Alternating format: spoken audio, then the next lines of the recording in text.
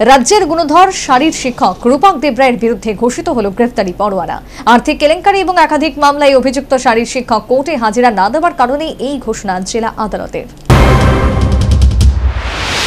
Junior PI থেকে একাধিক sports অ্যাসোসিয়েশনের সম্পাদক হিসেবে রাজ্যের ক্রীড়াঙ্গনে সমালোচিত মুখ ছিলেন রূপক দেব রায়।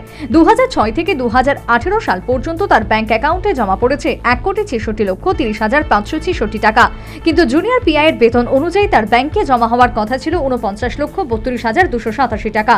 তাহলে বর্তমানে তার 8টি অ্যাকাউন্টে সঞ্চিত অতিরিক্ত 1,16,98,279 টাকা কোথা থেকে এলো?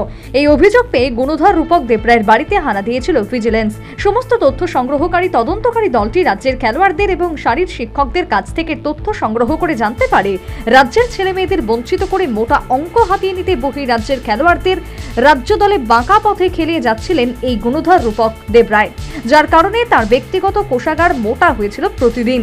যদিও পূর্বতন বাম শাসনের সরকার কিংবা ক্রীড়া দপ্তর সাহস দেখায়নি রূপক দেব রায়ের বিরুদ্ধে কোনো পদক্ষেপ নিতে, কিন্তু 2018 সালের পালা বদলের পর একে একে সমস্ত দুর্নীতি বেরিয়ে আসে প্রকাশ্যে, যার কারণে 2020 সালের 26শে সেপ্টেম্বর অরুন্ধতিনগর থানায় একটি মামলা দায়ের করা হয়।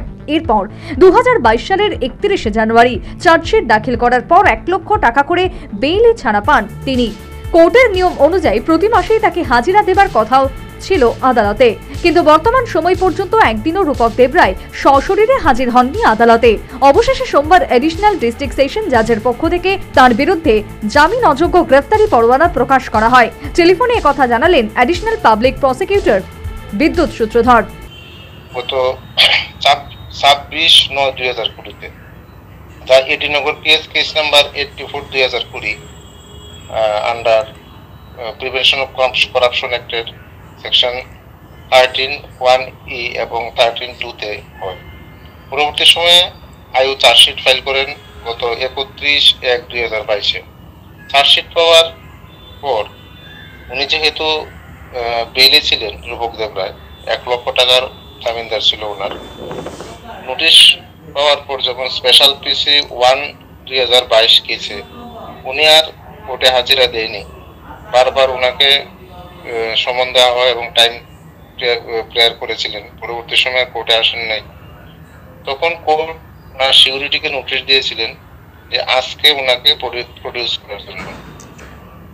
আজকে সিকিউরিটিও আসে না এবং ওনাকে উনিও রূপক দেব রায় প্রডিউস হয়নি, এপিআর হয়নি। তখন কোর্ট ওনার এগেইনস্টে গ্রেফতারি পরোয়ানা জারি করেন এবং জামিনদারের যে বেল বন্ড যেটা ছিল 1 লক্ষ টাকা, এটাও ফরফিট করে। মেইন যে ব্যাপারটা হলো রূপক দেব রায়ের এগেইনস্টে গ্রেফতারি পরোয়ানা জারি হয়েছে। এডিশনাল ডিস্ট্রিক্ট এন্ড সেশন জাজ কোর্ট নাম্বার 2। গোটা বিশ্বে ক্রীড়া মানচিত্রে ভারতের অবস্থান অনেকটাই তলানিতে। সদ্য সমাপ্ত প্যারিস অলিম্পিক, যার প্রকৃষ্ট উদাহরণ, 140 কোটি দেশের দখলে মাত্র 7টি পদক। অন্যদিকে 40 লক্ষ রাজ্যবাসী রাজ্যের খেলাধুলার মানও বর্তমানে অনেকটাই তলানিতে, যার কারণে প্রত্যেকের অভিযোগ রূপক দেব রায়ের মতো এরকম গুণধর অর্থলোভী শারীর শিক্ষকদের কারণেই দেশ ও রাজ্য থেকে হারিয়ে যাচ্ছে প্রতিভাবান খেলোয়াড়রা, আর অন্যদিকে কলুষিত হচ্ছে ক্রীড়াঙ্গনের মানচিত্র। Bureau report, news vanguard.